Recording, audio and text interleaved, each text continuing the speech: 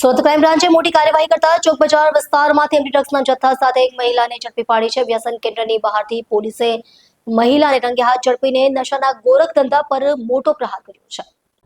સુરતમાં MD drugs સાથે મહિલા ઝડપાઈ છે. ઝડપાયેલી મહિલાની ઓળખ રૂખસાર જાફર શેખ તરીકે થઈ છે. પોલીસે તેની પાસેથી કુલ 65.430 ગ્રામ એમડી ડ્રગ્સ જપ્ત કર્યું છે, જેની અંદાજિત બજાર કિંમત રૂપિયા 1,92,290 થાય છે. પ્રાથમિક તપાસમાં ખુલાસો થયો છે કે મહિલા મુંબઈથી સુરત એમડી ડ્રગ્સ વેચવા માટે આવી હતી. સુરત ક્રાઇમ બ્રાન્ચને મળેલી ચોક્કસ બાતમીના આધારે ચોક બજાર વિસ્તારમાં વોચ ગોઠવવામાં આવી હતી અને યોગ્ય સમયે કાર્યવાહી કરીને મહિલાને ઝડપી લેવામાં આવી હતી.